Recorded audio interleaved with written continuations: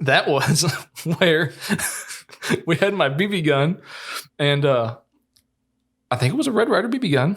Mm-hmm. And we were like shooting at like just random stuff. And then all of a sudden, here comes a bird. And then we were like probably like 12 or something, maybe 12, 13. And then, so here comes a bird. So what do we do?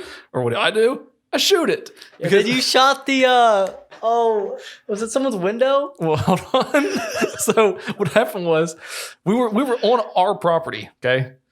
Just to make that clear to everybody, we were on our property, and that was my bird. Yes, that bird landed on my property, and I think it was a crow. So it was like a pest bird. It wasn't even like a some type of sacred bird.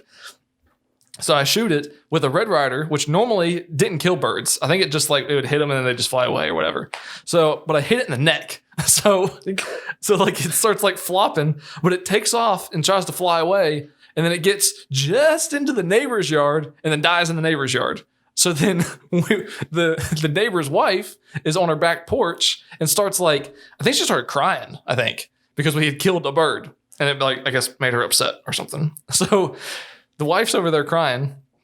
The guy the husband comes over to our house because like we kill it and then we go over there and then we see that she's crying. And then we like, I think we threw the bird over the fence or something into like the other guy's yard on the back. And then we like ran back back in the house. So we go back in the house and then the husband comes to the door to talk to my mom and tells her that we shot a bird on his property because it died on his property, which was not the case. And then we told him, no, we shot that bird in our yard and then it flew to your yard. So then it's not our fault it somehow flew 10 feet. Right. So then that guy says, half paralyzed. I forget what the guy says. Something like, he's like, well, you shouldn't be killing birds anyway. So then, and he like says something to me or whatever. So then like, 10, 11, 12-year-old me is like, this old guy's not going to tell me how to live my life. So he had an old, a snowplow truck that he kept parked like just in his backyard that he like never moved. It just sat there forever. So me being spiteful, I was like, this guy is not going to tell me what to do with my life. I'm 12 years old. I am grown. Yeah. I'll kill birds if I want to. So that night, I went up on top of our play set that we had in our yard so I could get an aerial view of this guy's truck. And I shot a couple times because the BB gun wasn't that strong. So I had to kind of lob them in, and I lobbed in probably like 40 BBs on this guy's windshield on his truck.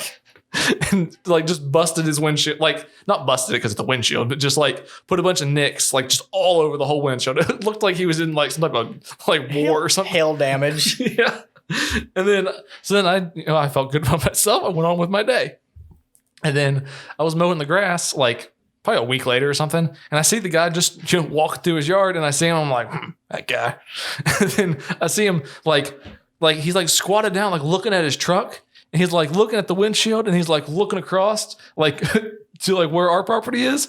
And he's like looking back and forth, and he's looking, and I see him like looking at me, and I'm just like, and I just wave as I'm mowing the grass.